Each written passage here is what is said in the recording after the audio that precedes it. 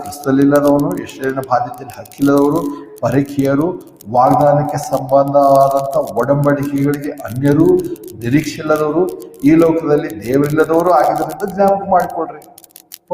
ಯಾವ ಒಡಂಬಡಿಕೆ ಸಂಬಂಧನೇ ಇಲ್ಲ. ಆದರೂ ನಾವು ಎಲ್ಲ ಹಳೆ ಒಡಂಬಡಿಕೆ ಆಗಿದ್ದೇವೆ ಅಂದರೆ ಹಳೆ ಒಡಂಬಡಿಕೆಯನ್ನು ಹೊಸ ಒಡಂಬಡಿಕೆ ಇಲ್ಲ. ಆದರೆ ಇವಾಗ ಬೇರೆ ಸಂಗತಿ. 3ನೇ ಅಧ್ಯಾಯ 3ನೇ ನೋಡ್ತೇವೆ. 3ನೇ ಅಧ್ಯಾಯ 3ನೇ ವಚನ, ಇದುವರೆಗೆ ಗುಪ್ತವಾಗಿದ್ದನ್ನು ಆತನ ಪ್ರಕಟಣೆಯಿಂದ ನನಗೆ ಹೇಗೆ ತಿಳಿಸದೆಂಬುದನ್ನು ನಾನು ಮೊದಲು ನಿಮಗೆ ಸಂಕ್ಷೇಪವಾಗಿ ಬರೆದ ಪ್ರಕಾರ ಬರೆದನ್ನು ನೀವು ಓದಿ ನೋಡಿದರೆ ಕ್ರಿಸ್ತನ ವಿಷಯದ ಮರ್ಮವನ್ನು ಕುರಿತು ನನಗಿರುವ ಗ್ರಹಿಕೆ ನೀವು ತಿಳಿದುಕೊಳ್ಳಬಹುದು. ಈ ಮರ್ಮವು ಈ ಕಾಲದಲ್ಲಿ ದೇವರ ಪರಿಶುದ್ಧ ಅಪೊಸ್ತಲರಿಗೂ ಪ್ರವಾದಿಗಳಿಗೂ ಆತ್ಮನಿಂದ ತಿಳಿಸಲ್ಪಟ್ಟಂತೆ ಬೇರೆ ಕಾಲಗಳಲ್ಲಿ ಮನುಷ್ಯ ಪುತ್ರರಿಗೆ ತಿಳಿಸಲ್ಪಡಲಿಲ್ಲ.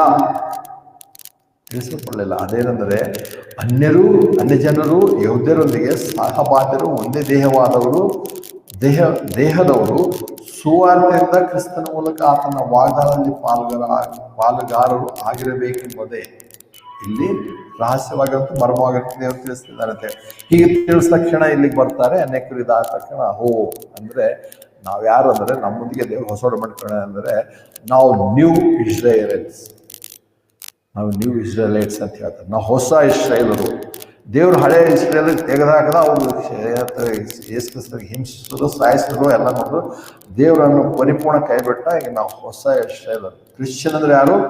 ಹೊಸ ಇಸ್ರಾಯೇಲು ಅಂತೇಳಿ ಅವ್ರಿಗೆ ಹೇಳಿರೋಂಥ ವಾಕ್ಯಗಳು ತಗೊಂಡು ನಮ್ಗೆ ಹಾಕೊಂಡು ಅದಕ್ಕೆ ಆ ವಾಕ್ಯಗಳೆಲ್ಲ ಹಳೆ ವಾಕ್ಯದ ಹೇಳಿರುತ್ತೆಲ್ಲ ನಮ್ಮ ಅನ್ವಯಿಸ್ಬೇಕು ಅಂತಾರೆ.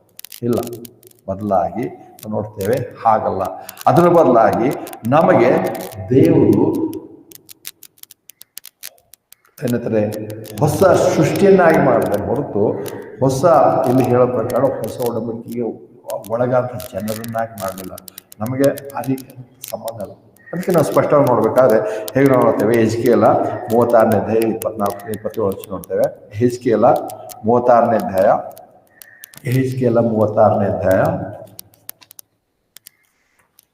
36-24 ನೋಡ್ಕೊಂಡು ಹೋಗೋಣ. HZKL 36-24 ವಚನದಿಂದ, ಯಾಕಂದರೆ ನಾನು ನಿಮ್ಮನ್ನು ಅನ್ಯ ಜನಾಂಗಗಳ ಮಧ್ಯದಿಂದ ತೆಗೆದು ಎಲ್ಲ ದೇಶಗಳಿಂದ ಕೂಡಿಸಿ ನಿಮ್ಮ ಸ್ವಂತ ದೇಶಗಳಲ್ಲಿ ಸೇರಿಸುವುದು. ಆಮೇಲೆ ನಾನು ನಿಮ್ಮ ಮೇಲೆ ಶುದ್ಧವಾದ ನೀರನ್ನು ಚಿಮುಕಿಸ್ತೇನೆ ಮತ್ತು ನೀವು ಶುದ್ಧರಾಗಬೇಕು. ನಿಮ್ಮ ಎಲ್ಲ ಅಶುದ್ಧತ್ವಗಳಿಂದಲೂ ನಿಮ್ಮ ಎಲ್ಲ ವಿಗ್ರಹಗಳಿಂದಲೂ ನಿಮ್ಮನ್ನು ಶುದ್ಧೀಕರಿಸುವುದು ಮತ್ತು ನಿನಗೆ ಹೊಸ ಹೃದಯವನ್ನು ಕೊಟ್ಟು ಹೊಸ ಆತ್ಮವನ್ನು ನಿಮ್ಮೊಳಗಿಡುವುದು ಮತ್ತು ನಿಮ್ಮ ದೇಹದಿಂದ ಕನ್ಯೆಗಳನ್ನು ಹೊರಗೆ ತೆಗೆದು ನಿಮಗೆ ಮಾಂಸದ ಹೃದಯವನ್ನು ಕೊಡುತ್ತೇನೆ ಮತ್ತು ನನ್ನ ಆತ್ಮವನ್ನು ನಿಮ್ಮೊಳಗೆ ಇಡುವೆನು ಮತ್ತು ನೀವು ನನ್ನ ನಿಯಮಗಳಲ್ಲಿ ನಡೆಯುವ ಹಾಗೆ ಮಾಡುವೆನು ಮತ್ತು ನೀವು ನನ್ನ ನ್ಯಾಯಗಳನ್ನು ಅನುಸರಿಸಿ ನಡೆಯುವಿರಿ. ಇದನ್ನು ನಾವು ನೋಡ್ಬೇಕಾದ್ರೆ ಇನ್ನು ಬೇರೆ ಬೇರೆ ವಾಕ್ಯಗಳು ಉಂಟು, ಅಷ್ಟೊಂದು ಸಮಯ ಇಲ್ಲ. ಏನಂದರೆ ಮೊದಲನೇದರಲ್ಲಿ ಒಂದು ರೀತಿಯಾದಂಥ ಸ್ವಲ್ಪ ಅದರಲ್ಲಿ ನ್ಯೂನ್ಯತೆ ಇತ್ತು. ನ್ಯೂನ್ಯತೆ ಅಂತಂದರೆ ದೇವರು ನ್ಯೂನ್ಯತೆ ಇರುವಂಥ ಕಾನೂನು ಕೊಡಲಿಲ್ಲ. ಮನುಷ್ಯರ ಭಾಗದಲ್ಲಿ ಅದನ್ನು ನೆರವೇರಿಸೋದಕ್ಕೆ ಅಸಾಧ್ಯವಾಗಿತ್ತು. ಹಳೆ ಒಡಂಬಡಿಕೆ ಅದರಲ್ಲಿ ವಿಮೋಚನೆ ಕಾಂಡ 12ನೇ ನಾವೇನು 19ನೇ ಅಧ್ಯಾಯ ಓದ್ದೇವೋ ಅಲ್ಲಿ ದೇವರು ಹೇಳ್ದ, ನೋಡು ನಾನು ನಿಮ್ಗೆ ಹೇಳುವಂಥದ್ದೆಲ್ಲ ನೀವು ಕೈಕೊಂಡು ನಡೀತೀರಾ. ಅವ್ರು ಬಂದು ಒಪ್ಕೊಂಡು ನಡೀತೇವೆ ಅಂತ ಹೇಳಿದ್ರು. ಆದರೆ ಗೊತ್ತಿತ್ತು ಹೇಗೂ ಇವರೆಲ್ಲರೂ ಅದನ್ನು ಮಾಡಲ್ಲ. ಏನಂದರೆ ಅವರೆಲ್ಲ ಕೇವಲ ಹೊರಗಿನ ತೋರುವಿಕೆ ಅನೇಕ ವಿಚಾರಗಳನ್ನು ಕೈಕೊಂಡು ನಡೆಯೋಕ್ಕೆ ಶುರು ಮಾಡೋದು. ಸಬ್ಬತ್ ಆಚರಿಸ್ಬೇಕು, ಸುನ್ನತಿ ಮಾಡ್ಕೋಬೇಕು, ಇದು ಮಾಡ್ಬೇಕು, ಅದು ಮಾಡ್ಬೇಕು. ಆದರೆ ದೇವರ ವಾಕ್ಯದಲ್ಲಿ ಯಾವಾಗಲೂ ಹೇಳಿದ ಪ್ರಕಾರವೇ ಕರ್ತನಾದ ಯೇಸು ಕ್ರಿಸ್ತನು ಕೂಡ ಪರಿಸರ ಪ್ರಶ್ನೆಗೆ ಹೇಳಿದ್ರು, ಮೊದಲನೇ ಆಜ್ಞೆ ಯಾವುದಂದರೆ ನನ್ನ ಪೂರ್ಣ ಹೃದಯದಿಂದ, ಪೂರ್ಣ ಬುದ್ಧಿಯಿಂದ, ಪೂರ್ಣ ಶಕ್ತಿಯಿಂದ ದೇವರನ್ನು ಪ್ರೀತಿಸಬೇಕು. ಇದು ಅವರಿಂದ ಅಸಾಧ್ಯ, ಮನುಷ್ಯರಿಂದ ಯಾವಾಗಲೂ ಅಸಾಧ್ಯ. ಅದಕ್ಕೆ ನೋಡ್ತೇವೆ ಅನ್ಕಂಡೀಷನಲ್ ಕಾವನೆಂಟ್ಸ್ ಅಥವಾ ಪ್ರಾಮಿಸ್ ಅಂತ ಹೇಳಿ ನೋಡಿದಾಗ ನಾವು ನೋಡ್ತೇವೆ ಅಂದರೆ ಅವುಗಳು ಮನುಷ್ಯರಿಗೆ ಯಾವ ಮನುಷ್ಯನೂ ಕೂಡ ಇವತ್ತು ದೇವರ ಮುಂದೆ ಪರಿಶೀಲನೆ ಆಗಿಲ್ಲ. ಅದಕ್ಕೆ ನಾವು ನೆಕ್ಸ್ಟ್ ಸಾರಿ ಅಬ್ರಹಾಮನ ಜೀವಿತ ಅಭ್ಯಾಸ ಮಾಡೋಣ, ದಾವೀದನ ಜೀವಿತ ಅಭ್ಯಾಸ ಮಾಡೋಣ, ಧ್ಯಾನ ಮಾಡೋಣ, ಪ್ರಸಂಗ ಮಾಡೋಣ, ಅದರಲ್ಲಿ ಯಾವುದಿಲ್ಲ. ಅವರೆಲ್ಲ ಪೂರ್ಣರೇ. ಅನೇಕರು ಒಂದೊಂದು ದಿವಸ ಅವರೇ ಬಹಳ ಹೇಳ್ತಾ ಇರ್ತಾರೆ. ಅವರ ಜೀವಿತದಲ್ಲಿ ಏಳುಗಳುಂಟು, ಬೀಳುಗಳುಂಟು. ಇಲ್ಲಲ್ಲ ಒಳ್ಳೇದು ಮಾತ್ರ ಕಲಿಯೋಣ, ಕೆಟ್ಟದ್ದು ಬೇಡ ಅಂದೆ. ಅಂದ್ರೆ ನಾವು ಜೀವಿತದಲ್ಲಿ ಕಲಿಯೋಲ್ಲ. ಅದರಲ್ಲಿ ಹೆಚ್ಚು ಕಲಿಯುತ್ತದೆ ಏನಂದ್ರೆ ದೇವರ ಕೃಪೆನೇ ಶ್ರೇಷ್ಠ. ಮನುಷ್ಯರು ಯಾವಾಗಲೂ ಬಿದ್ದು ಹೋಗೋದು. ನಾನು ಬಲಹೀನನೇ. ಅದರ ಬಲಹೀನ ಅಂತ ನನ್ನನ್ನು ಕೂಡ ದೇವರು ತನ್ನ ಕರುಣೆಯಿಂದ ಪ್ರೀತಿಸಿ ತನ್ನ ಕೃಪೆ ನನಗೆ ಅನುಗ್ರಹಿಸಿದ್ದಾನೆ. ನಾನು ಇವತ್ತು ಕೂಡ ನಿಂತ್ಕೊಳ್ಳಲು ನಡೆಯಲು ಅಸಾಧ್ಯ. ಆತನಲ್ಲೇ ನಾನು ಆತ್ಮ ನಡಿಬೇಕು. ಅದನ್ನೇ ಆತನು ಮುಂಚೆಯಿಂದ ಕಲಿಸ್ಕೊಂಡ್ಬರ್ತಾರೆ. ಅದನ್ನೇ ಜನರಿಗೆ ಅರ್ಥ ಆಗದಿರುವಾಗ ದೇವರು ಆ ಜನರಿಗೆ ಹೇಳ್ತಾ ಇದ್ದಾನೆ.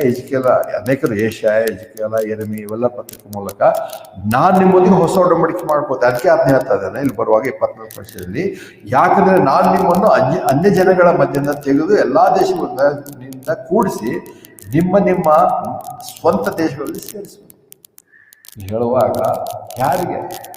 ಅನ್ಯ ಜನ ಚೆದರಿ ಹೋಗಿರೋಂಥವ್ರು ಯಾರು? ಎಜ್ಕೇಲ ಸಮಯದಲ್ಲಿ ಚೆದರಿ ಹೋಗಿರೋಂಥವ್ರು ಯಾರು? ಹೊಸ ಒಡಂಬಡಿಕೆ ಕ್ರಿಶ್ಚಿಯನ್ಸ್ ಅಲ್ಲ, ನ್ಯೂ ಟೆಸ್ಟಮೆಂಟ್ ಕ್ರಿಶ್ಚಿಯನ್ಸ್ ಅಲ್ಲ. ನಾವು ನಮ್ಮ ದೇಶದಲ್ಲ, ನಾವು ಯಾವ ದೇಶಕ್ಕೆ ಚೆದರಿನೂ ಹೋಗಲ್ಲ. ನಮ್ಗೆ ಕರ್ಕೊಂಡೋಗಿ ಇಸ್ರೇಲ್ ದೇವ್ರಿಗೆ ಹಾಕ್ತಂತೆ ಅದನ್ನು ಖಂಡಿತವಾಗಲಿಲ್ಲ. ಇದು ಅವರಿಗೆ ಹೇಳಿರುವಂಥ ವಾಕ್ಯ. ಮತ್ತು ಅಷ್ಟೆಲ್ಲ ಯೆರೆಮೀಯ 31:31 ಬರ್ತೇವೆ. ಯೆರೆಮೀಯ 31:31 ಯೆರೆಮೀಯ 31:31 ವಚನ.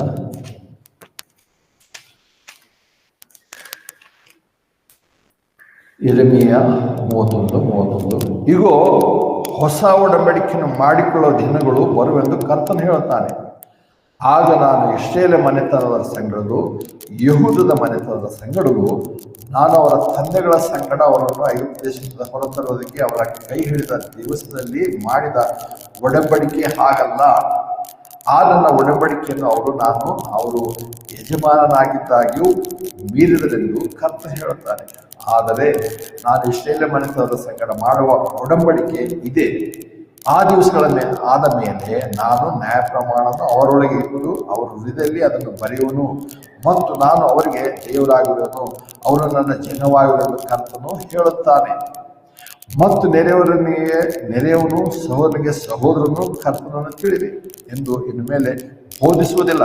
ಯಾಕಂದರೆ ಅವರೆಲ್ಲರೂ ಚಿಕ್ಕವನು ಮೊದಲುಗೊಂಡು ದೊಡ್ಡವನವರೆಗೂ ನನ್ನನ್ನು ತಿಳಿಯುವರೆಂದು ಕರ್ತನು ಹೇಳ್ತಾನೆ. ಯಾಕಂದರೆ ಅವರ ಅಕ್ರಮವನ್ನು ಮನ್ನಿಸುವನು ಮತ್ತು ಅವರ ಪಾಪವನ್ನು ನಾನು ಇನ್ನು ಮೇಲೆ ಜ್ಞಾಪಕ ಮಾಡಿಕೊಳ್ಳುವುದಿಲ್ಲ.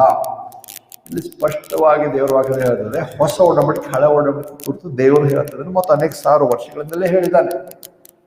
ಆದರೆ ಯಾರು ಹೊಸ ಒಡಂಬಡಿಕೆ ಹಳೆ ಒಡಂಬಡಿಕೆಯ ವ್ಯತ್ಯಾಸ ಅಥವಾ ಇಸ್ರಾಯೇಲರಿಗೂ ಕ್ರಿಸ್ತ ವಿಶ್ವಾಸಗಳಿರುವಂಥ ವ್ಯತ್ಯಾಸ ಅಥವಾ ಏನಂತಾರೆ ರಹಸ್ಯವಾಗಿರುವಂಥ ಮರ್ಮದ ಸಂಗತಿ ಮತ್ತು ಪ್ರವಾದಿಸಲ್ಪಟ್ಟಂಥ ವಾಗ್ದಾನ ಮಾಡಲ್ಪಟ್ಟಂಥ ವಾಕ್ಯಗಳಿರುವಂಥ ವ್ಯತ್ಯಾಸ ಅರಿವಿಲ್ವೋ ಅವರು ನೇರವಾಗಿ ಇಲ್ಲಿ ಕ್ರಿಶ್ಚಿಯನ್ ತಗೊಂಡ್ಬಂದು ಹಾಕ್ತಾರೆ. 31ನೇ ನೋಡು, ಕ್ರಿಶ್ಚಿಯನ್ಸಿಗೆ ದೇವರು ಹೊಸ ಹೃದಯ ಕೊಡುತ್ತೆ ಅಂತ ಹೇಳ್ತಾರೆ. ನಮಗೆ ಹೊಸ ಹೃದಯ ಕೊಡ್ತಿದ್ದಾನೆ, ಹೊಸ ಹೃದಯ ಕೊಟ್ಟಿದ್ದಾರೆ ಎಲ್ಲೆಲ್ಲ ಹೇಳ್ತಾನೆ. ಮತ್ತೆ ಅಷ್ಟೇ ಅಲ್ಲ, ಅಲ್ಲಿ ಹೇಳ್ತಾನೆ ಏನಂದ್ರೆ ಹೇಳುವಾಗ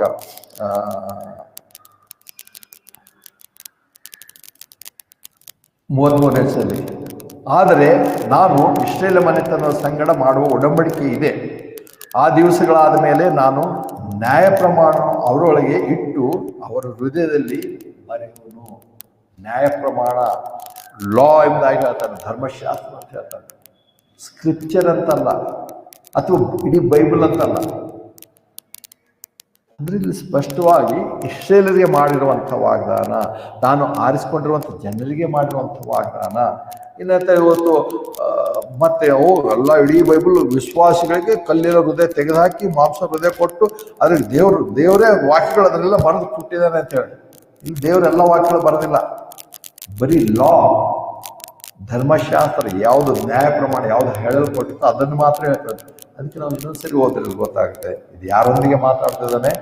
30ನೇ ನೋಡ್ತೆ, ಈಗೋ ಹೊಸ ಒಡಂಬಡಿಕೆಯನ್ನು ಮಾಡಿಕೊಳ್ಳುವ ದಿನಗಳು ಬರುವಂತ ಕರ್ತನ ಹೇಳ್ತಾನೆ.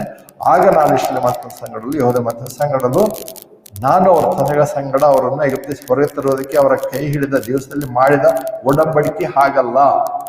ಆ ಒಡಂಬಡಿಕೆ ಒಂದಿತ್ತು, ಆದರೆ ಅವರೊಂದಿಗೆನೆ ಅವರು ಯಾರು ಅವರ ತಂದೆಗಳ ಕೈಯಿಂದ ಮಾಡಿದ ಸಮಯದಲ್ಲಿ ಮಾಡಿದನೋ ಹಾಗಲ್ಲ. ಅಂದ್ರೆ ಅವರಿಗೆ ನಾನು ಮಾಡ್ತಾ ಇದ್ದೇನೆ. ಯಾರೊಂದಿಗೆ ಮಾಡ್ತಾ ಇದ್ದೇನೆ?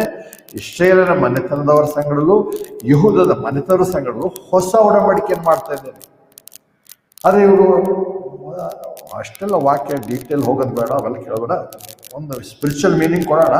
ವಿಶ್ವಾಸಿಗಳು ಇವತ್ತು ಹೇಳ್ಬಿಡೋಣ, ನಿಮಗೆ ಇವತ್ತು ಹೊಸ ಒಡಂಬಡಿಕೆ ಮಾಡ್ತಿದ್ದಾನೆ ಅಂತ ಹೇಳಿಬಿಟ್ರೆ ಮುಗ್ದೈತೆ. ಸುಳ್ಳು ಹೇಳೋದು ಜನಗಳಿಗೆ, ನಮಗೂ ಹೊಸ ಒಡಂಬಡಿಕೆ ದೇವ್ರು ಹೇಳ್ತಾನೆ. ದೇವ್ರ ವಾಕ್ಯ ನಮ್ಗೆ ಹೇಳೇ ಇಲ್ಲ. ದೇವರು ಹೊಸ ಒಡಂಬಡಿಕೆ ಇಸ್ರಾಯೇಲರೊಂದಿಗೆ ಮಾಡಿಕೊಂಡಿದ್ದಾರೆ. ಇಸ್ರಾಯೇಲ ಮನೆತನದವರಿಗೂ ಯೆಹೂದದ ಮನೆತನದವರಿಗೂ ಯಾವ ಅವರ ತಂದೆಗೊಳಿಸಿದ ಮಾಡ್ಕೊಂಡಿದ್ದಲ್ಲ ಆ ರೀತಿಯಾಗಿ ಅಲ್ಲ. ಅದು ನಿಮಗೆ ಕಲ್ಲಿನ ಮೇಲೆ ಆಜ್ಞೆಗಳನ್ನು ಬರ್ಕೊಟ್ಟಿದ್ದೆ, ಶಾಸನಗಳನ್ನು ನಾನು ಮಾಡಿಕೊಟ್ಟಿದ್ದೆ. ಆದರೆ ಅದು ನಿಮ್ಮಿಂದ ಕೈಕೊಂಡು ನಡೆಯೋದಕ್ಕೆ ಸಾಧ್ಯವಾಗಲಿಲ್ಲ. ಅದಕ್ಕೋಸ್ಕರ ನಾನು ಇವಾಗ ನಿಮಗೆ ಹೊಸದಾಗಿ ಮಾಡ್ತಿದ್ದೇನೆ. ಈ ಸಂದರ್ಭದಲ್ಲಿ ಅವಾಗಲೇ ನೋಡಿದೆವಲ್ಲ, ಮತ್ತೆ ಸುವಾರ್ತೆ 6ರಲ್ಲಿ ನೀವು ನಿನ್ನ ಸಹೋದರನ ಪಾಪಗಳನ್ನು ಕ್ಷಮಿಸದಿದ್ದರೆ ನಿನ್ನ ಪಾಪವು ಕ್ಷಮಿಸಲ್ಲ. ಇಲ್ಲಿ ಅನ್ವಯವಾಗೋದು ಯಾಕೆ? ಮತ್ತಷ್ಟೇ ಅಲ್ಲ, ಇವೆಲ್ಲ ನಮ್ದ ಮೇಲೆ ಇವಾಂಜಲಿಸಮ್ ಸುವಾರ್ತೆ ಸಾರದಲ್ಲಿ ಇಲ್ಲಿ ಸುವಾರ್ತೆನೇ ಬೇಕಿಲ್ಲ. ಏನು ಹೇಳ್ತಾನೆ ಮುಂದೆ ಬರುವಾಗ? ಏನು ಹೇಳ್ತಾನೆ?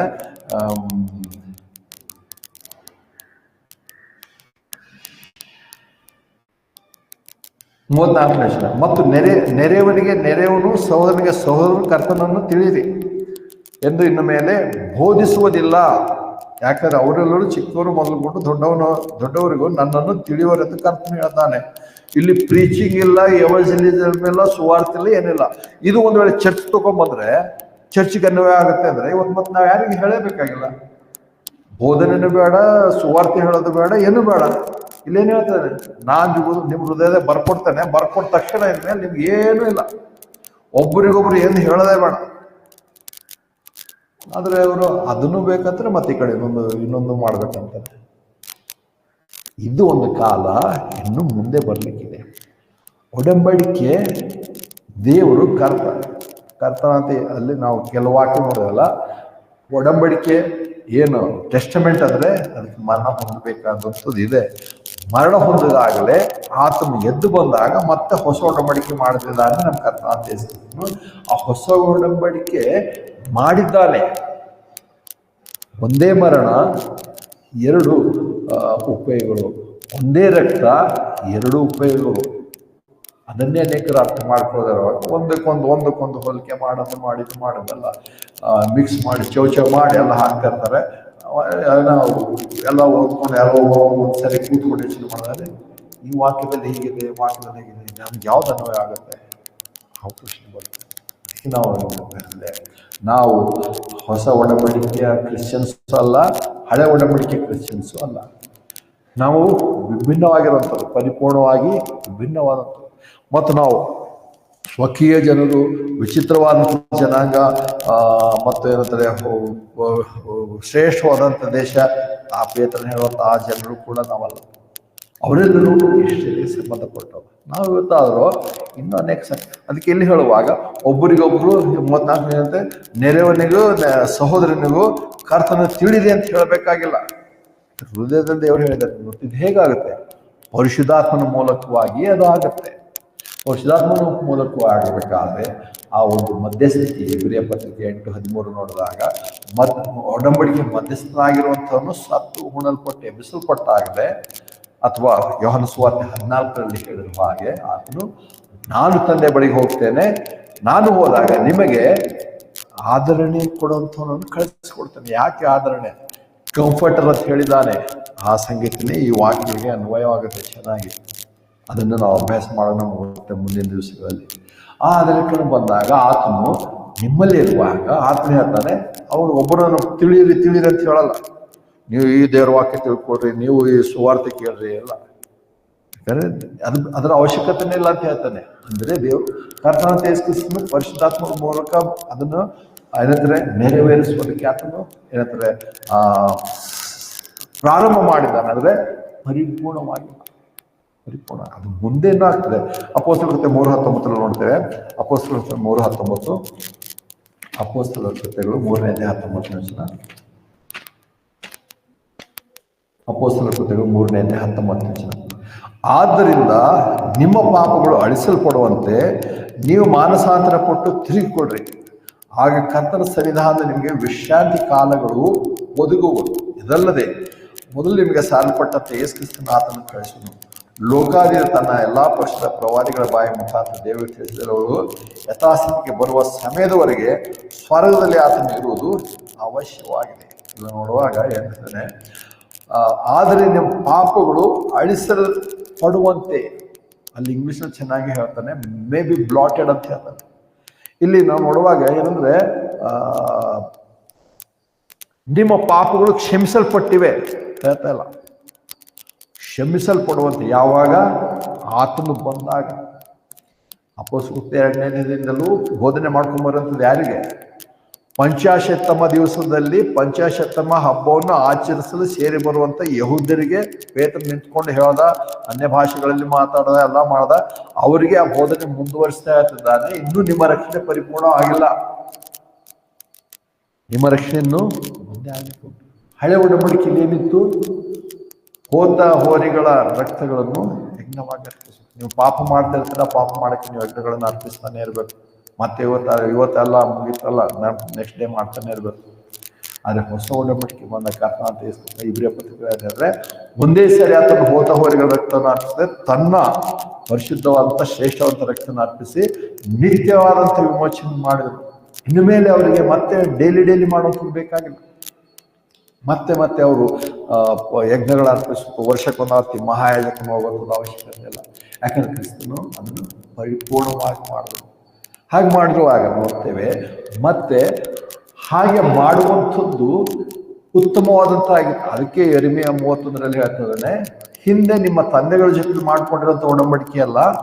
ಯಾಕಂದ್ರೆ ಆ ಒಡಂಬಡಿಕೆ ಇಲ್ಲ ಆಗಿತ್ತು, ಇಂಥದ್ದೆಲ್ಲ ಹೇಳಿದೆ, ನೀವು ಮಾಡ್ತೇವೆ ಒಪ್ಕೊಳ್ತೇವೆ ಅಂತ ಹೇಳಿದ್ರಿ.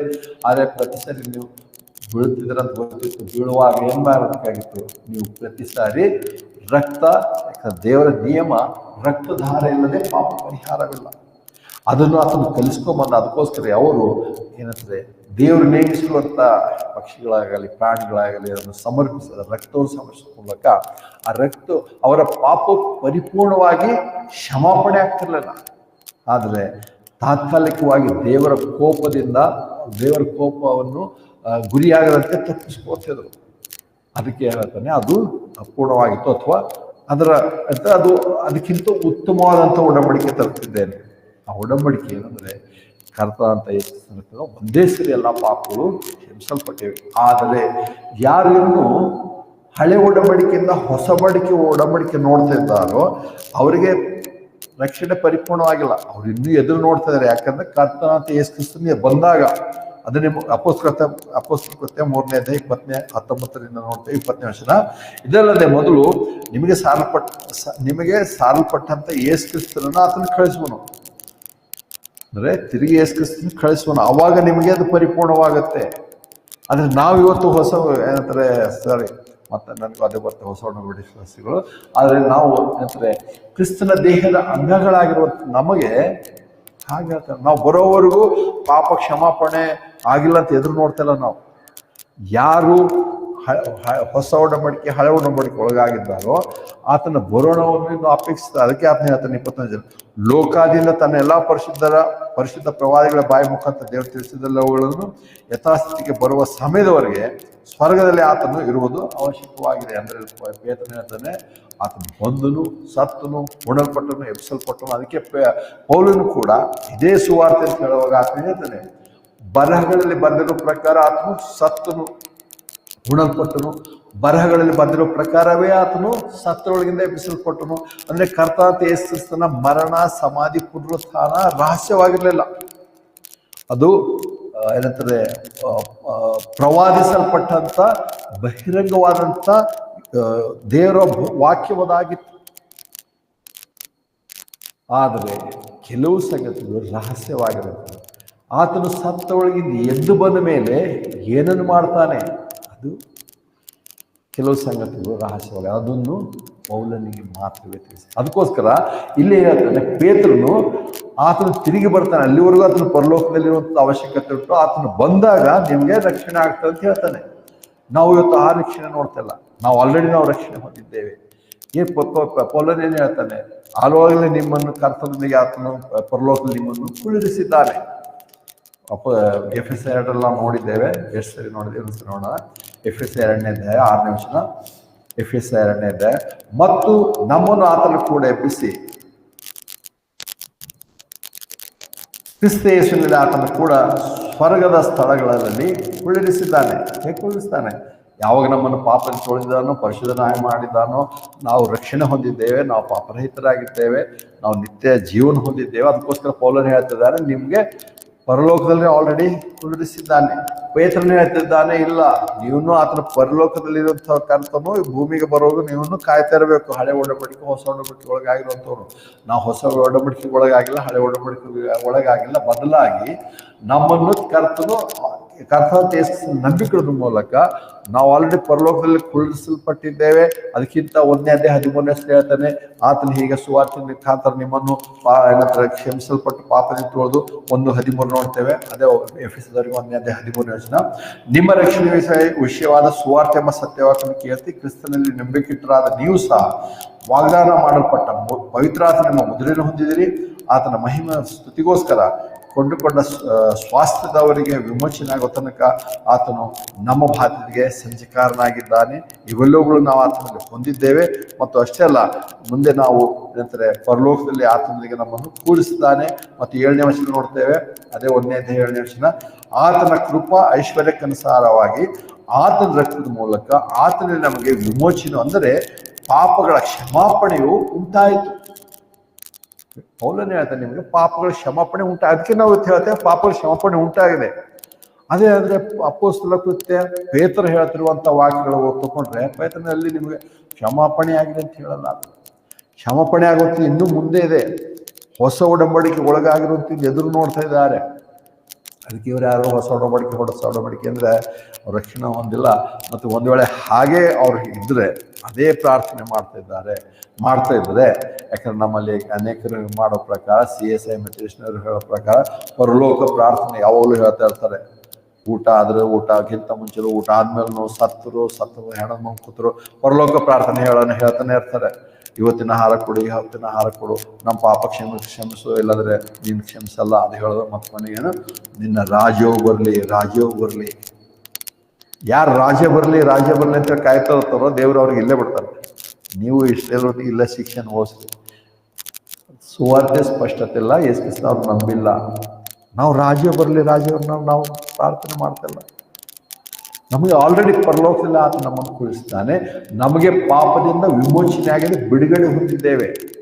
ಅವರಿಗೆ ಅದಿಲ್ಲ. ಅದಕ್ಕೋಸ್ಕರ ನಾವು ಮುಂದೆ ಬರುವಾಗ ನೋಡ್ತೇವೆ. ಯಾಕಂದ್ರೆ ಈ ಸಂಗತಿಗಳು ಸ್ವತಃ ಅಪೊಸ್ತಲರಿಗೆ ಗೊತ್ತಿರಲಿಲ್ಲ. ಮಾರ್ಕ 9:32 ನೋಡ್ತೇವೆ. ಮಾರ್ಕ 9:32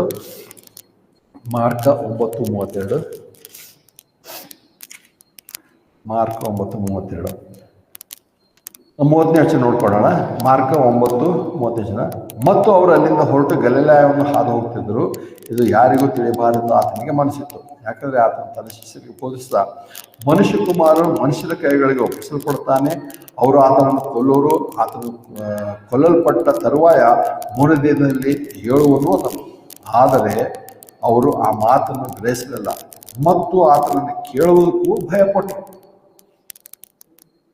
ಸ್ಪಷ್ಟವಾಗಿ ಅವರಿಗೆ ತಿಳಿದಿರಲಿಲ್ಲ. ಯಾಕಂದರೆ ಇನ್ನು ಎಂದರೆ ನಾವು ನೋಡೋ ಪ್ರಕಾರ ಪವಿತ್ರಾತ್ಮನನ್ನು ಹೊಂದಿರಲಿಲ್ಲ, ಪವಿತ್ರಾತ್ಮನ ಶಕ್ತಿಯನ್ನು ಹೊಂದಿರಲಿಲ್ಲ. ನಮ್ಮಂತೆ ಇಷ್ಟೆಲ್ಲ ವಾಕ್ಯಗಳು ಅವ್ರಿಗಿರಲಿಲ್ಲ. ಕರ್ತನ ಮಾತು ಹೇಳ್ತಾರೆ, ಆತನ ಹೇಳ್ತಾರೆ ನಾನು ಹೋಗ್ಬೇಕು, ಸಾಯ್ಬೇಕು, ಅವ್ರಿಗಿಲ್ಲ. ಅದಕ್ಕೆ ಪೇತ್ರ ಏನು ಮಾಡ್ದೆ, ಕರ್ತನೆ ಶಿಷ್ಯರಿಗೆ ಕೇಳ್ದ, ಎಲ್ಲರೂ ನನ್ನ ಬಗ್ಗೆ ಏನು ಹೇಳ್ತಾರೆ? ಎಲ್ಲರೂ ನೀನು ಎರೆವೆ ಪ್ರಿಯೋದು, ಏಷ್ಯಾ ಯೋಹಾನ ಎಲ್ಲ ಹೇಳ್ತಾರೆ. ಅದು ಎಸ್ಕಿಸ್ತಾರೆ. ಬೇರೆಯವರೆಲ್ಲ ಏನು ಹೇಳ, ನೀವೇನು ಹೇಳ್ತಾರ? ಪೇತ್ರ ತಕ್ಷಣ ಹೇಳ್ದ, ನೀನೇ ಏನಂತಾರೆ ಬರಬೇಕಾದ ತಕ್ಷಣ ನಿನ್ನಲ್ಲಿ ನಿತ್ಯ ಜೀವ ವಾಕ್ಯಗಳು ಉಂಟು, ನಿನ್ನ ಬಿಟ್ಟು ನಾವೆಲ್ಲಿ ಹೋಗೋಣ ಅಂತ ಹೇಳಿದ್ರು. ಅದೇ ತಕ್ಷಣ ಇಲ್ಲ ಹೇಳ್ತಾರೆ, ಆದರೆ ನಾನು ಏನಂತಾರೆ ಎಲ್ಸಲೇಮ್ಗೆ ಹೋಗ್ಬೇಕು, ನಾನು ಮರಣವನ್ನು ಹೊಂದಬೇಕು ಅಂತ ಹೇಳ್ದ. ತಕ್ಷಣ ಹೇಳಿದ ತಕ್ಷಣ ಪೇತ್ರ ಬಂದು, ಕರ್ತನೆ ಅದು ಎಂದಿಗೂ ಸಾಧ್ಯವಿಲ್ಲ, ಹಾಗಾಗಲೇಬಾರ್ದು ಅಂತ ಹೇಳ್ದ. ಮೊದಲೇ ನಿನ್ನಲ್ಲಿ ನಿತ್ಯ ಜೀವ ಕೊಡುವಂಥ ವಾಕ್ಯಗಳು ಅಂದಾಗ ಮತ್ತೆ ಸುವಾರ್ತೆ 16ನೇ ನೋಡ್ತೇವೆ. ಕರ್ತನ ಹೇಳ್ದ, ನೀನು ಪೇತ್ರನೇ, ನೀನು ಹೇಳ್ತಲ್ಲ, ದೇವರ ಆತ್ಮನೇ ಈ ಸಂಗತಿ ನೀತಿ ಏರ್ಪಡಿಸಿದ್ದಾನೆ ಅಂತ ಹೇಳ್ದ. ಅದ ತಕ್ಷಣದಲ್ಲಿ ಕರ್ತನೆ ನಿಂದು ಮರಣ ಹೊಂದಬಾರ್ದು ಅಂದ ತಕ್ಷಣ ಸೈತಾನನೇ ತೊಲಗಿ ಹೋಗಂತ ಹೇಳ್ದ. ಯಾಕಂದ್ರೆ ಇದು ಸೈತಾನ ಆಲೋಚನೆ. ಅಂದರೆ ಇಲ್ಲಿ ನೋಡ್ತೇವೆ ಶಿಷ್ಯರಿಗೂ ಕೂಡ ಆ ಸಂಗತಿ ಗೊತ್ತಿಲ್ಲ. ಮತ್ತು ಇಲ್ಲಿ 9ನೇ ಅಧ್ಯಾಯ ಪ್ರಕಾರ ಅಲ್ಲ ಹೇಳ್ತಾರೆ, ಅದು ಅವ್ರು ಗ್ರಹಿಸಲಿಲ್ಲ. ಮತ್ತದು ಏನಾರ ವಿವರಣೆ ಕೇಳೋದಂದ್ರೆ ಭಯಪಟ್ಟರು. ಏನು ಮತ್ತೆ ಕರ್ತನ ಇನ್ನೂ ಇಷ್ಟೂ ಅರ್ಥ ಆಗಿಲ್ವ ನಿಮಗೆ ಅಂತ ಬೈತಾನೇನೋ, ನೋಡೋಣ ನಿರ್ಧಾರ ಗೊತ್ತಾಗೋ ಭಯಪಟ್ಟು ಕೇಳಿದ್ರು. ಅಂದರೆ ಸ್ಪಷ್ಟತೆ ಇರಲಿಲ್ಲ. ದೇವರಷ್ಟೇ ಅಷ್ಟನ್ನೇ ಕೊಟ್ಟಿಲ್ಲ.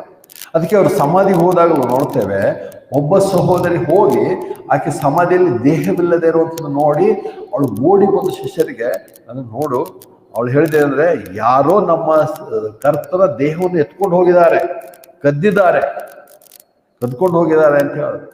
ಅದಕ್ಕೆ ಅವರು ಕೂಡ ಸಮಾಧಿ ಬಳಿಗೆ ಓಡಿ ಬಂದು ಕರ್ತನು ಸತ್ತೊಳಗೆ ಎದ್ದಿದ್ದಾನೋ ಇಲ್ವೋ ಅಂತ ನೋಡಲಿಲ್ಲ. ಅವರು ಸಹೋದರಿಯನ್ನು ಎತ್ಕೊಂಡು ಹೋಗಿದ್ದಾರೆ ಅಂತ ಹೇಳ್ತಾರಲ್ಲ, ಅದು ನಿಜನೋ ಅಂತ ನೋಡಕ್ ಬಂದರು. ಯಾರು ಸ್ತ್ರೀಯರು ಕೂಡ ಸಮಾಧಿಗಳು ಬಂದಿರೋ ಏನಕ್ಕೆ, ಅವರು ಕೂಡ ಸುಗಂಧ ದ್ರವ್ಯಗಳನ್ನು ತಕೊಂಡ್ಬಂದ್ರು. ಯಾಕಂದ್ರೆ ಪುನರುತ್ಥಾನ ಹೋಗ್ತಾನೆ ಅಂತ ನಮ್ಗೆ ಬಂದಿಲ್ಲ. ಅವರು ಪುನರುತ್ಥಾನ ಹೊಂದಿದಾನೋ ಎಲ್ಲೋ ಸ್ವಲ್ಪ ಚೆಕ್ ಮಾಡೋಣ ಅಂತ ಬರಲಿಲ್ಲ. ಅವರು ಇನ್ನೂ ಬಾಡಿಯಲ್ಲೇ ಇದೆ, ಹೋಗಿ ಮತ್ತೆ ಸುಗಂಧ ದ್ರವ್ಯ ಅಲ್ಲಿ ಎಪ್ಸೋಣ ಆಗ್ಬೋದು. ಅಂದರೆ ಅವರಿಗೂ ಕೂಡ ಸಾವು, ಸಮಾಧಿ ಮತ್ತು ಪುನರುತ್ಥಾನ ಬಗ್ಗೆ ತಿಳುವಳಿಕೆಯನ್ನು ಸ್ಪಷ್ಟವಾಗಿರಲ್ಲ, ನಂಬಿಕೆ ಕೂಡ ಇಲ್ಲ. ಎಷ್ಟೋ ತಿಳುವಳಿಕೆ ಬೇಕಿತ್ತು. ಯಾಕಂದರೆ ಇವು ಪ್ರವಾದಿಸಲ್ಪಟ್ಟಂಥ ವಾಕ್ಯಗಳು. ಯೆಶಾಯನ ಗ್ರಂಥದಲ್ಲಿ ಹೇಳಿದೆ, ಸತ್ತು ಹೂಡಲ್ಪಟ್ಟು ಎಬ್ಬಿಸಲ್ಪಡೋವಾಗ ಹೇಗೆ ಆತನ ಶ್ರಮೆ ಹೊಂದುತ್ತಾನೆ, ಹೇಗೆ ನಾವು ಧಿಕ್ಕರಿಸಲ್ಪಡ್ತಾನೆ, ಏನೋನಾಗುತ್ತೆ ಇದೆ. ಅದೇ ಅವರೆಲ್ಲರಿಗೂ ಇರಲಿಲ್ಲ. ಇವತ್ತಿನ ಕ್ರಿಶ್ಚಿಯನ್ಸ್ ಅಂತೇಳಿ ಅವ್ರು ಕೂಡ ಅದೇ ಇದೆ. ಇಷ್ಟೆಲ್ಲ ವಾಕ್ಯಗಳು ಓದಲ್ಲ, ಯಾವುದೋ ಪಾಸ್ಟ್ರು ಏನೋ ಹೇಳಿದ ತಕ್ಷಣ ಅದೇ ತಿಳ್ಕೊಂಡು ನಾವು ಇದೇ ಮಾಡ್ತೇವೆ, ಹೀಗೆ ಯಾವುದು ಅವರ ಕಾಲಕ್ಕೆ. ಆದರೆ ಮುಂದೆ ಬರುವಾಗ ಅವ್ರಿಗೆ ಸ್ಪಷ್ಟ. ಅದಕ್ಕೆ ಅವರು ಕೂಡ ದೇಹ ಯಾರು ಎತ್ಕೊಂಡು ಹೋಗಿದ್ದಾರೆ ಅಂದರೆ ಆ ಒಂದು ತಿಳುವಳಿಕೆ ಇತ್ತು. ಪೇತ್ರನು ಮುಂದೆ ಬರ್ತಾರೆ. ಅದಕ್ಕೆ ನೋಡ್ತೇವೆ ಪ್ರೋಗ್ರೆಸಿವ್ ರೆವಲ್ಯೂಷನ್. ದೇವರು ಒಂದೇ ಸಾರಿ ತನ್ನ ಪ್ರಕಟಣೆ, ತನ್ನ ವಾಕ್ಯಗಳು ಒಂದೇ ಸಾರಿ ಎಲ್ಲ ತಿಳಿಸ್ಬಿಟ್ಬಿಡ್ಲಿಲ್ಲ. ತನ್ನ ವಾಕ್ಯಗಳನ್ನು ಆತನು ಏನಂತಾರೆ ಹಂತದಲ್ಲಿ ಪ್ರಗತಿ ಪಥದಲ್ಲಿ ಆತನು ಪ್ರಕಟಣೆ ಮಾಡ್ತಾ ಬಂದ.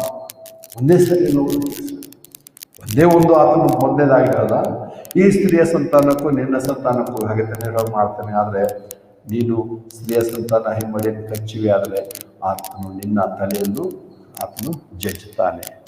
ಈ ವಾಗ್ದಾನ, ಈ ಒಂದು ಪ್ರವಾದನೆ ಮೊದಲೇದಾಗಿ ಮಾಡಿದ. ಅದನ್ನು ಎಲ್ಲರೂ ಎದುರು ನೋಡ್ತಿದ್ರು. ಆದರೆ ಆ ಸಂಗತಿಯಲ್ಲಿ ಎಲ್ಲಿ ಕೂಡ ಕ್ರಿಸ್ತನ ದೇಹವೆಂಬ ರಹಸ್ಯವಾದಂಥ ಸಂಗತಿ ಬರುತ್ತೆ ಅಂತ ಹೇಳಿ ತಿಳಿಯಪಡಿಸಲು. ಅದಕ್ಕೋಸ್ಕರ ನಮ್ಮ ಸಂಗತಿಗೆ ಕೊನೆಯದಾಗಿ ನೋಡಿ ಮುಗಿಸ್ತೇವೆ. ಏನಂದರೆ ಅಲ್ಲಿಗೆ ಬರುವಾಗ 1 ಕೊರಿಂಥ 11ನೇ ಅಧ್ಯಾಯಕ್ಕೆ ಬರುವಾಗ ಅಲ್ಲಿ ಪೌಲನು ಕರ್ತನ ಮೇಜಿನ ಬಗ್ಗೆ ಹೇಳುವಾಗ ಆತನು ಹೀಗಿರುವುದರಿಂದ ಹೊಸ ಒಡಂಬಡಿಕೆ ಅಂತ ಹೇಳಿ ನಾವೇನು 25 ವರ್ಷ ನೋಡಿದೆವು, ಆತನು ಹೊಸ ಒಡಂಬಡಿಕೆ ಸ್ಥಾಪನೆ ಮಾಡಿದ್ರೆ ಅದಕ್ಕೆ ನೀವು ಹೊಸ ಒಡಂಬಡಿಕೆಗೆ ಒಳಗಾದಂಥ ವಿಶ್ವಾಸಿಗಳಾಗಿದ್ದೀರಾ ಅಂತ ಆತನು ಹೇಳ್ತಾ ಇಲ್ಲ. ಬದಲಾಗಿ ಕ್ರಿಸ್ತನಿಗೆ ಏನನ್ನು ಹೇಳಿದನೋ ಅದನ್ನು ಆತನಲ್ಲಿ ಸಾರ್ತಾ ಇದ್ದಾನೆ. ಮೊದಲನೇದಾಗಿ ಆತನು ಲಾರ್ಡ್ ಸಪ್ಪರ್ ಅನ್ನುವಂಥ ಕರ್ತನ ಭೋಜನ ಅನ್ನುವಂಥದ್ದು ಆತನಲ್ಲಿ ಹೇಳ್ತಾನೆ. 10ನೇ ಅಧ್ಯಾಯ 11ನೇ ಅಧ್ಯಾಯ ಓದ್ಕೊಂಡ್ಬಂದು ಬರುತ್ತೆ. ಕರ್ತನ ಯೇಸು ಕ್ರಿಸ್ತನು ಹಿಡಿದುಕೊಡಲ್ಪಟ್ಟ ರಾತ್ರಿಯಲ್ಲಿ ಸುವಾರ್ತೆಗಳಲ್ಲಿ ಬರೆದಾಗ ಅಲ್ಲಿ ಎಂದಿಗೂ ಇದು ಕರ್ತನ ಮೇಜು, ನೀವೆಲ್ಲ ಹೀಗೆ ಮಾಡ್ಕೊಂಡು ಬರ್ರಿ ಅಂತ ಹೇಳಿಲ್ಲ. ಪೌಲನು ಮಾತ್ರ ಇಲ್ಲಿ ಮುಂದೆ ಬರುವಾಗ ಚರ್ಚ್ನಲ್ಲಿ ಅದಕ್ಕೆ ಕರ್ತನ ಮೇಜು ಅಂತೇಳಿ, ಕರ್ತನ ಭೋಜನ ಅಂತೇಳಿ ಆತನ ಕರೆದ. ಲಾಸ್ಟ್ ಟೇಬಲ್ ಕರ್ತನ ಮೇಜು ಅಂತೇಳಿ ಕರೆದ. ಮತ್ತು ಹೊಸ ಒಡಂಬಡಿಕೆಯನ್ನು ಕೂಡ ಕರೆದ. ಮತ್ತು ಅದನ್ನು ಹೀಗೆ ಜ್ಞಾಪಕ ಮಾಡಿಕೊಳ್ಳೋದಕ್ಕೋಸ್ಕರ ಕೂಡ ಹೇಳಿದ. ಅದು ಹೊಸ ಒಡಂಬಡಿಕೆ. ಆದರೆ ಆ ಜ್ಞಾಪಕದಲ್ಲಿ 2 ಅರ್ಥ ನೋಡ್ತೇವೆ. ಹೊಸ ಒಡಂಬಡಿಕೆಗೆ ಅನುಗುಣವಾಗಿರುವಂಥವ್ರು ಅರ್ಥ ಮಾಡಿಕೊಳ್ಳುವಂಥದ್ದೇ, ಜ್ಞಾಪಕ ಮಾಡಿಕೊಳ್ಳುವಂಥದ್ದು ಬೇರೆ ಇದೆ. ನಾವು ಅದನ್ನು ಕ್ರಿಸ್ತನ ದೇಹದ ಅಂಗಗಳಾಗಿದ್ದೇವೆ. ಇವತ್ತು ಕ್ರಿಸ್ತನ ದೇಹ ನಮಗೋಸ್ಕರ ಜಜ್ಜಲ್ಪಟ್ಟಿದ್ದೀವೆಲ್ಲ ಏನಕ್ಕೆ ಅಂದರೆ, ಹೌದು, ನಮ್ಮನ್ನು ಆತನ ದೇಹದ ಅಂಗಾಂಗಗಳಾಗೋದಕ್ಕೋಸ್ಕರ ಈ ಕಾರ್ಯವನ್ನು ಮಾಡಿದ್ದಾನೆ. ಆ ರಕ್ತದ ಮೂಲಕ ನಮ್ಮ ಪಾಪಗಳು ಪರಿಹಾರವಾಗಿದೆ, ವಿಮೋಚನೆ ಹೊಂದಿದೆ. ಇವತ್ತು ನಾವು ಪರಲೋಕದಲ್ಲಿ ಕುಳಿಸಲ್ಪಟ್ಟಿದ್ದೇವೆ. ಇದಕ್ಕೆಲ್ಲ ಕಾರಣ ನಮ್ಮ ಕರ್ತನ ಅಂತ ಯೇಸು ಕ್ರಿಸ್ತನ ರಕ್ತವು, ಆತನ ಮರಣ ಸಮಾಧಿ ಪುನರುತ್ಥಾನ ಹಾಗೆ ನಾವು ನೆನಪು ಮಾಡ್ಕೊಳ್ಳೋದಾಗಿದೆ. ಹೊರತು ಹೊಸ ಒಡಂಬಡಿಕೆಗೆ ಒಳಗಾಗಿರುವಂತೆ ನಮ್ಮ ಪಾಪ ಪರಿಹಾರಕ್ಕಾಗಿ ಆತನಿಗೆ ಎದುರು ನೋಡ್ತೇವೆ, ಆತನ ತಿರುಗಿ ಬರ್ತಾನೆ ಅಂತ ಆ ರೀತಿಯಲ್ಲ. ಹಾಗೆ ಮಾಡೋಕ್ಕೋಸ್ಕರ ನಾವು ಸೇರಿ ಬಂದಿದೆ. ಅದಕ್ಕೋಸ್ಕರ ನಮ್ಮ ಈ ಒಂದು ಕರ್ತನ ಮೇಜು ಯಾವಾಗಲೂ ನಮ್ಮ ಕರ್ತನ ಅಂತ ಯೇಸು ಕ್ರಿಸ್ತನ ಆತನ ಏನಂತಾರೆ ಪ್ರೀತಿ, ಆತನು ನಮಗೋಸ್ಕರ ನಾವು ಪಾಪಿಗಳಾಗಿದ್ದಾಗಲೂ ನಮಗೋಸ್ಕರ ಆತನ ಪ್ರೀತಿ ತನ್ನ ಪ್ರಾಣ ಕೊಟ್ಟಿದ್ದರಲ್ಲಿ ಆತನು ದೇವರ ಪ್ರೀತಿ ಸಿದ್ಧಾಂತಪಡಿಸಿದ್ದಾನೆ. ಮತ್ತು ನಾವು ನೋಡ್ತೇವೆ, ನಾವು ಎಂದಿಗೂ ಬಲಹೀನರು ಎಂದಿಗೂ ಯೋಗ್ಯರಾಗಿ ಅದನ್ನು ಪಡ್ಕೊಳ್ಳೋದಕ್ಕೆ, ರಕ್ಷಣೆ ಹೊಂದಕ್ಕೆ, ಪರಿಶುದ್ಧರಾಗಲು ನೀತಿವಂತರು ಅಸಾಧ್ಯವಾಗಿರುವಾಗ ಕರ್ತನು ತನ್ನ ಪ್ರಾಣವನ್ನೇ ನಮಗೋಸ್ಕರ ನಮ್ಮ ಸ್ಥಳದಲ್ಲಿ ಆತನು ತಾನು ಶಿಕ್ಷೆ ಹೊಂದಿ ನಮಗೆ ಆತನು ಏನಂತಾರೆ ಪಾಪ ವಿಮೋಚನೆ ತನ್ನ ರಕ್ತದಿಂದ ನಮ್ಮ ತೊಳೆದು ಪರಿಶುದ್ಧ ಪಾಪ ವಿಮೋಚನೆ ಮಾಡಿದ್ದಾನೆ. ಕ್ರಿಸ್ತನ ದೇಹದ ಅಂಗಾಂಗಗಳನ್ನು ಮಾಡಿದ್ದಾನೆ. ನಾವು ಇವತ್ತು ಆತನ ದೇಹದ ಅಂಗಾಂಗಗಳಾಗಿದ್ದು ಕರ್ತನ ದೇಹ ನಮಗೋಸ್ಕರ ಒಂದು ಸಾರಿ ಸಜ್ಜಲ್ಪಟ್ಟಿತ್ತು, ಮುರಿಯಲ್ಪಟ್ಟಿತ್ತು, ಯಜ್ಞವಾಗಿ ಸಮರ್ಪಿಸಲ್ಪಟ್ಟಿತ್ತು. ಆ ರಕ್ತದಿಂದ ನಮಗೆ ಪಾಪ ವಿಮೋಚನೆ ಆಗಿದೆ.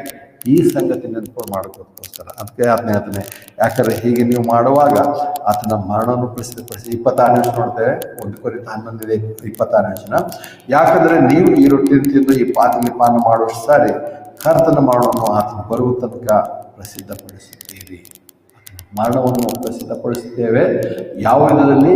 ನಾವು ಆಲ್ರೆಡಿ ಬಿಡುಗಡೆ ಹೊಂದಿದ್ದೇವೆ. ಆಲ್ರೆಡಿ ಪರಲೋಕದಲ್ಲಿ ನಾವು ಪೊಲೀಸಲ್ಪಟ್ಟಿದ್ದೇವೆ. ನಾವು ಕ್ರಿಸ್ತನ ದೇಹದ ಅಂಗಾಂಗಗಳಾಗಿದ್ದೇವೆ ಅಂತ ನೋಡ್ತೇವೆ. ಕುರಿ, ಲ್ಯಾಮ್ ಮತ್ತು ಶೀಪ್, ಲ್ಯಾಮ್ ಮತ್ತು ಕೆಲವು ಪದಗಳು ದ್ರಾಕ್ಷಿ ಬಳ್ಳಿ, ಈ ದ್ರಾಕ್ಷಿ ಬಳ್ಳಿ, ದ್ರಾಕ್ಷಿ ಲತೆ, ಇವೆಲ್ಲವುಗಳು ಇಸ್ರೇಲರೊಂದಿಗೆ ಅಥವಾ ಇಸ್ರೇಲಿಗೆ ಸಂಬಂಧಪಟ್ಟ ಪದಗಳಾಗಿ ಬೈಬಲನ್ನು ಉಪಯೋಗಿಸ್ತೇವೆ. ನಾವೆಂದೂ ಕುರಿ ಅಂತೇಳಿ ಪೌಲನ್ನು ನಮ್ಮ ಕರೆದಿಲ್ಲ. ಯೇಸು ಕ್ರಿಸ್ತ ನಮ್ಮ ಕುರುಬನು ಅಂತ ಹೇಳಿ ಕೂಡ ಇಲ್ಲಿ ಕರೆದಿಲ್ಲ. ಮತ್ತು ಅಷ್ಟೇ ಅಲ್ಲ, ಅದಕ್ಕೆ ಸುವಾರ್ತೆಗಳು ಹೇಳ್ತಾರೆ, ಚಿಕ್ಕ ಹೆಂಡೆ ದೇವ್ರು ನಿಮ್ಮೊಂದಿಗಿದ್ದಾನೆ. ಅನೇಕ ಪಾಠಗಳು ಪ್ರಾರ್ಥನೆ ಮಾಡ್ತಾರೆ. ಅಲ್ಲಿ ಚರ್ಚಿಗೆ ಹೇಳಿಲ್ಲ ಕ್ರಿಸ್ತ. ಯಾಕಂದರೆ ನಮಗೆ ಎಷ್ಟೇ ಸ್ಪಷ್ಟತೆ ನಮ್ಗೆ ಬೇಕಂದರೆ ಕರ್ತನಾದ ಯೇಸು ಕ್ರಿಸ್ತನು ಸುವಾರ್ತೆಯಲ್ಲಿ ಬರುವಾಗ, ಅದಕ್ಕೆ ನಾವು ಹೊಸ ಒಡಂಬಡಿಕೆ ಬಂದಾಗ ಹೊಸ ಒಡಂಬಡಿಕೆ ಮತ್ತೆ ಸುವಾರ್ತೆ 1ನೇ ಪೇಜ್ಗಿಂತ ಒಂದೇ ಅಲ್ಲ, ಬದಲಾಗಿ ಕೊನೆ ಅಧ್ಯಾಯಗಳಲ್ಲಿ ಒಡಂಬಡಿಕೆ ಪ್ರಾರಂಭವಾಗಿದೆ. ಹೇಗೆ ಹಳೆ ಒಡಂಬಡಿಕೆ ಆದಿಕಾಲದಿಂದ ಪ್ರಾರಂಭವಾಗಿ 69 ಪುಸ್ತಕಗಳ ನಂತರ ಹೊಸ ಒಂದು ಒಡಂಬಡಿಕೆ ಸ್ಥಾಪನೆ ಆಯಿತು, ಅಥವಾ ಅದನ್ನು ಇವತ್ತು ಹಳೆ ಒಡಂಬಡಿಕೆ ಹೇಳ್ತೇವೋ ಹಾಗೆ ಹೊಸ ಒಡಂಬಡಿಕೆ ಆಗಿದ್ದು ಮತ್ತೆ ಸುವಾರ್ತೆಯ 27ನೇ ಅಧ್ಯಾಯ, ಆ ಒಂದು ಅಧ್ಯಾಯಕ್ಕೆ ಬರ್ತದೆ. ಅಲ್ಲಿ ಒಂದು ಹೊಸ ಒಡಂಬಡಿಕೆ ಅಲ್ಲಿವರೆಗೂ ಕರ್ತನಾದ ಯೇಸು ಕ್ರಿಸ್ತನು ಹಳೆ ಒಡಂಬಡಿಕೆಯಲ್ಲೇ ಬಂದನು, ಹಳೆ ಒಡಂಬಡಿಕೆಯಲ್ಲೇ ಜನಿಸಿದನು, ಹಳೆ ಒಡಂಬಡಿಕೆಗೆ ಅನುಸಾರವಾಗಿ ಆತನು ತಾನೆಲ್ಲ ಕಾರ್ಯಗಳನ್ನು ಮಾಡಿದನು. ಅದಕ್ಕೋಸ್ಕರವೇ ಆತನು ಏನಂದರೆ ಹುಟ್ಟಿದ 8 ದಿವಸಕ್ಕೆ ಸುನ್ನತಿಗೊಳಗಾದನು. ಕ್ರಿಸ್ಮಸ್ ಎಲ್ಲರೂ ಆಚರಿಸ್ತಾರೆ, ಆದರೆ ಸುನ್ನತಿ ಬಗ್ಗೆ ಯಾರನ್ನು ಮಾತಾಡಲ್ಲ, ಸುನ್ನತಿ ಮಾಡೋ ಬಗ್ಗೆ ಯಾರು ಹೇಳಲ್ಲ. ಕ್ರಿಸ್ಮಸ್ ಅಂತಾರೆ. ಆದರೆ ಯಾಕೆ ಅದು ಅದು ನಮ್ಗೆ ಏನು ಅದ್ರ ಬಗ್ಗೆ ಬೇರೆ ವಿವರಣೆ ಕೊಡೋಕ್ಕೆ ಶುರು ಮಾಡ್ತಾನೆ. ಅದಕ್ಕೆ ಕರ್ತನು ಮಾಡಿರೋದು ಏನಕ್ಕೆ? ಆತನು ಧರ್ಮಶಾಸ್ತ್ರಕ್ಕೆ ಅನುಸಾರ ನಿನ್ನನಾಗಿ ಬಂದ, ಧರ್ಮಶಾಸ್ತ್ರ ನೆರವೇರಿಸುವುದಕ್ಕೋಸ್ಕರ ಆತನು ಸತ್ತು ಕೊಟ್ಟನು, ಅದಕ್ಕೋಸ್ಕರ ಅದೆಲ್ಲ ಮಾಡಲು. ಹಾಗಿರುವಾಗ ಕರ್ತನಾದ ಯೇಸು ಕ್ರಿಸ್ತನು ಸತ್ತರೊಳಗೆ ಎದ್ದು ಬರೋವರೆಗೂ ಈ ಸಂಗತಿಗಳು ಮರ್ಮವಾಗಿತ್ತು ಅಥವಾ ಗುಪ್ತವಾಗಿತ್ತು. ಆದರೆ ಪೇತ್ರನು ಅವಾಗಲೇ ಪುಸ್ತಕದಲ್ಲಿ ನೋಡಿರುವ ಹಾಗೆ ಬರುವಾತನು ಅವರು ಯೇಸು ಕ್ರಿಸ್ತ ಆತನೇನು ಹೇಳ ಪೇತ್ರ 3ನೇ ಅಧ್ಯಾಯದಲ್ಲಿ ಆತನು ಇನ್ನೂ ಪರಲೋಕದಲ್ಲಿ ಇವಾಗ ಸದ್ಯದಲ್ಲಿ ಕೂತ್ಕೊಳ್ಳುವಂಥ ಅವಶ್ಯಕವಾಗಿದೆ, ಆದರೆ ಆತನು ಬರ್ತಾನೆ ಅಂತ ಹೇಳಿದ್ರು ನೋಡ್ತಾ ಇಲ್ಲ. ಆದರೆ ಕರ್ತನಾದ ಯೇಸು ರಹಸ್ಯವಾಗಿ ಪರಲೋಕದಿಂದ ಬಂದು ಆತನು ಪೌಲನಿಗೆ ಕಾಣಿಸಿಕೊಂಡು ಪೌಲನಿಗೆ ರಹಸ್ಯವಾಗಿರುವಂಥ ಮರ್ಮವನ್ನು ತಿಳಿಯಪಡಿಸಿತು. ಇಲ್ಲಿಂದ ಬೋಧನೆ ನಮ್ಮದು ಬೇರೆ ಬೋಧನೆ ಆಗಿರೋದು. ಈ ಸಂಗತಿಗಳು ಪೇತ್ರನಿಗಾಗಲಿ ಯೋಹಾನನಿಗಾಗಲಿ ಬೇರೆಯವರಿಗಾಗಿ ಗೊತ್ತಿಲ್ಲ, ಅವರಿಗೆ ಅದು ಮರೆ ಮಾಡಿ. ಮತ್ತು ಅಷ್ಟೇ ಅಲ್ಲ, ಅಲ್ಲಿ ನಾವು ಎಫೆಸದಲ್ಲಿ ನೋಡಿದ ಪ್ರಕಾರ ಪ್ರವಾದಿ ಮತ್ತು ಎಲ್ಲರಿಗೂ ಅದು ಮರೆ ಮಾಡಲ್ಪಟ್ಟಿತ್ತು. ಮತ್ತು ಇದೊಂದರೆ ಇನ್ನೊಂದು ಸಂಗತಿ ಏನಂದರೆ ಅದು ನೇರವಾಗಿ ಸೈತಾನನಿಗೆ ಕೂಡ ಅಥವಾ ಸೈತಾನನಿಗೆ ಅದು ನೇರವಾಗಿ ಮರೆ ಮಾಡಲ್ಪಟ್ಟಿತ್ತು. ಯಾಕಂದ್ರೆ ಅಲ್ಲಿ ಹೇಳ್ತಾನೆ ಅಪೊಸ್ತಲ ಕೃತ್ಯಗಳನ್ನು ನೋಡೋ ಪ್ರಕಾರ ನೋಡೋ ಪ್ರಕಾರ ಒಂದು ವೇಳೆ ಕರ್ತನ ಮರಣ ಪುನರುತ್ಥಾನದಿಂದ ಇಂಥೆಲ್ಲ ಕಾರ್ಯಗಳಾಗ್ತವೆ ಅಂದ್ರೆ ಜನ ಅದನ್ನು ಸಾಯಿಸ್ತಾನೆ ಇರಲಿಲ್ಲ. ಇದು ಈ ಸಂಗತಿ ರಹಸ್ಯವಾಗಿ ದೇವರು ಇಟ್ಟಿದ್ದ. ಸೈತಾನನು ಕೂಡ ಗೊತ್ತಿರಲಿಲ್ಲ. ಆತನಿಗೆ ಮರ್ಮವಾಗಿರುವಂಥ ಸಂಗತಿ ಆತನಿಗೆ ಗೊತ್ತಿದ್ರೆ ಸಾಯಿಸಕ್ಕೆ ಹೋಗ್ತಿಲ್ಲ. ಆತನು ಸಾಯೋದ್ರ ಮೂಲಕ ನನ್ನದೇ ಏನಂತಾರೆ ನಾಶನ ಇದೆ ಅಂದರೆ ಆತನ ಯಾಕೆ ಸಾಯಿಸ್ತಿದ್ದ? ಆತನಿಗೆ ಗೊತ್ತಿರಲಿಲ್ಲ. ಆತನ ಬದಲಾಗಿ ಆತನ ಸಾಯಿಸಿದಂಥ ದಿವಸ ಆತನ ತನ್ನ ಜನರೊಂದಿಗೆ ಸಂಭ್ರಮ ಪಟ್ಟ, ಸಂತೋಷ ಪಟ್ಟ, ನಾವು ಮುಗಿಸ್ಬಿಟ್ಟೇವೆ ಆತನನ್ನು. ಎಷ್ಟು ದಿವಸ ಏನೆಲ್ಲ ಮಾಡಿದೆ, ಏನೆಲ್ಲ ಆಯ್ತಾದರೆ ಆತನನ್ನೇ ನಾವು ಮುಗಿಸ್ಬಿಟ್ಟು ಅಂತೇಳಿ. ಆದರೆ ಅದರಿಂದ ರಹಸ್ಯವಾಗಿರುವಂಥ ಸಂಗತಿ ದೇವರು ಬಯಲಿಗೆ ತರಲಿಕ್ಕಿದ್ದ. ಅದಕ್ಕೆ ನಾವು ಒಳಗಾಗಿದ್ದೇವೆ. ಅದನ್ನು ಆ ಒಂದು ವಿಷಯಕ್ಕನುಗುಣವಾಗಿ ನಾವು ಹೊಸ ಒಡಂಬಡಿಕೆ ವಿಶ್ವಾಸಿಗಳಲ್ಲ, ಬದಲಾಗಿ ಕ್ರಿಸ್ತನ ದೇಹದ ಅಂಗಾಂಗಗಳಾಗಿದ್ದು ಇವತ್ತು ಕರ್ತನ ಭೋಜನದಲ್ಲಿ ನಾವು ಪಾಲ್ಗೊಳ್ಳಾಗ್ತೇವೆ.